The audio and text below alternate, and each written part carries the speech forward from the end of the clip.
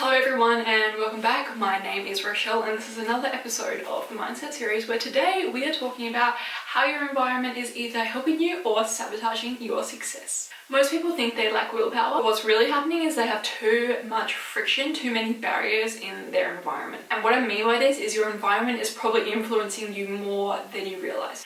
If you've seen some of my previous videos, I have spoken about barriers to participation before, and that's what I'm talking about when I say you have too much friction in your environment. So in order to build yourself an environment that is, helping you towards that success, you really need to eliminate those friction points and those barriers to getting you there. So when we talk about your environment, this could be your workplace, this could be your home, this could be your friend's house. It's anywhere where you're spending decent chunks of your time. So for example, if we use our home, we know that if in the pantry all we have is junk food, we're going to eat junk food, right? That's because it's available, it's visible, it's all we have, it's easy to grab, it's right there. And that's a perfect example of an environment that's sabotaging you, especially if you have a health-orientated goal and you're wanting to live your life as a healthy person. Having that stuff available in your house is not going to promote you to be a healthier person, is it? No. So what I'm saying is creating an environment that supports you towards your success. And in the example of that health-orientated goal in our home, we would no longer have our pantry filled with junk food. We would instead have pre-prepared foods that we know are healthy. We would get foods delivered that we know are healthy, have frozen meals that are healthy, whatever it is. You would produce an environment that you know is going to make you effective at making the right decision. We also have to acknowledge that when we speak about environments, it's not necessarily just the physical space that we're in. It can also be the social environment and the people that we're interacting with on a daily basis. So what I mean by this is, and I'm sure you've heard this before, that you basically become the people that you surround yourself with. So if you're surrounding yourself with people who are lazy, don't want to go to work, maybe they don't have any hobbies, maybe their only hobby is staying at home and watching the telly, and that's fine, right? But if that's not what you want and you're surrounding yourself with those people, you are going to become that. You're going to see that as normal. Your environment makes that a normal situation, so you will continue to do those things. However, on the other hand, if you're putting yourself in an environment with people that you want to be like, maybe they're high achievers, maybe they are entrepreneurs, maybe they work hard, they're hustling on the weekends, then you're also going to become like them. Essentially creating an environment, not just physical, but also socially, where you're interacting with the type of people that you want to be like, that is going to work wonders for pushing you towards your success. And that's a perfect example of creating an environment that is promoting success and not sabotaging. And even though you may not consciously think that, and those people probably don't consciously think that they're trying to keep you in that environment either, they are unintentionally keeping you there.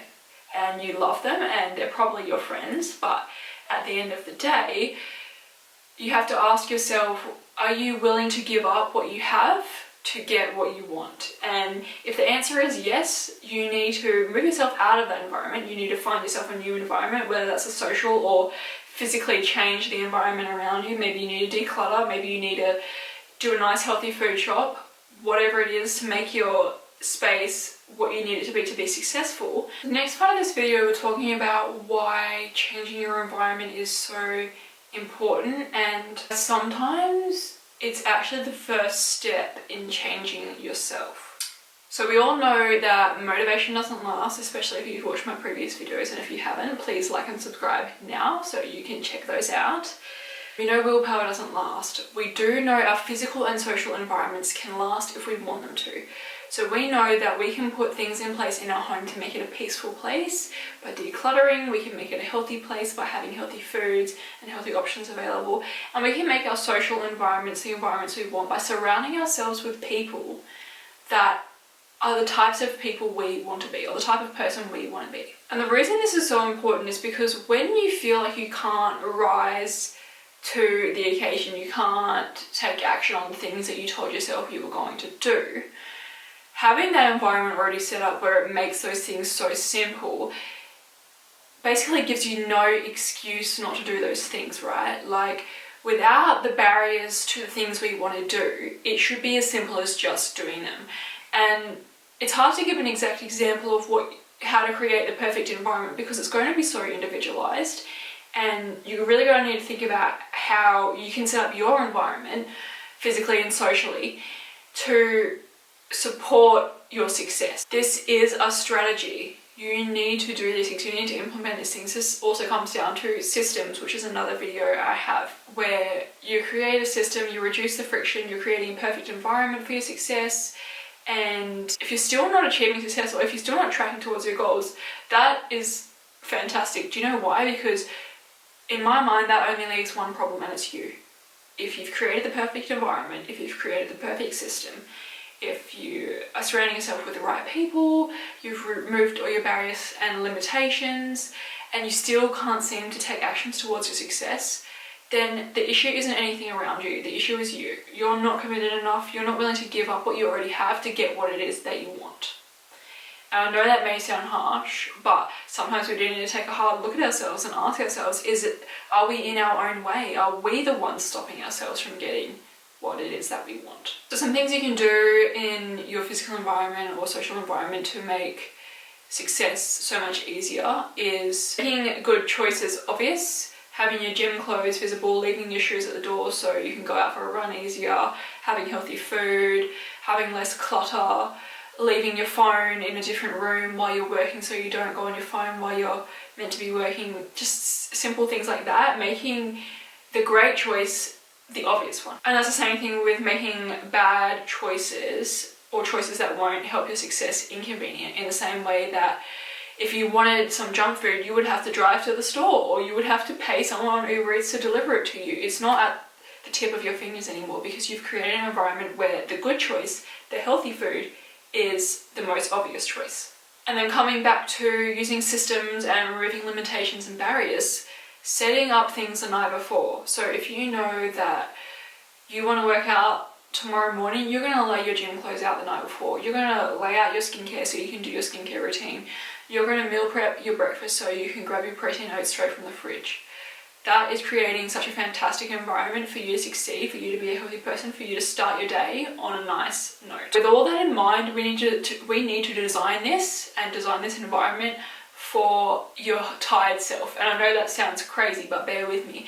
If you're designing this environment and you're feeling motivated and pumped up and you know you want to do this and you want to do that, that's fantastic, right? But remember that you're not always going to be in this state of mind. You're not always going to be that motivated version of yourself. Most of the time, we're exhausted. We are, hustling. We're trying to achieve these things. We're already going to work. We're doing the chores. We're doing so much that if we're creating a system based on our most motivated version of ourselves, that system or environment probably isn't going to work for the version of ourselves that we are most of the time. So what I'm saying is, make things so easy so that your tired self can still do them. Your tired self would be willing to do this in this environment because it's made that simple. So I hope this video showed you that you don't need more discipline, that you know you can't rely on motivation, and that really creating an ideal environment based on whatever your success is going to help you move towards that and not sabotage your goals. So I'd like to thank you again for watching, and I'll catch you in the next episode of the Mindset series. See you.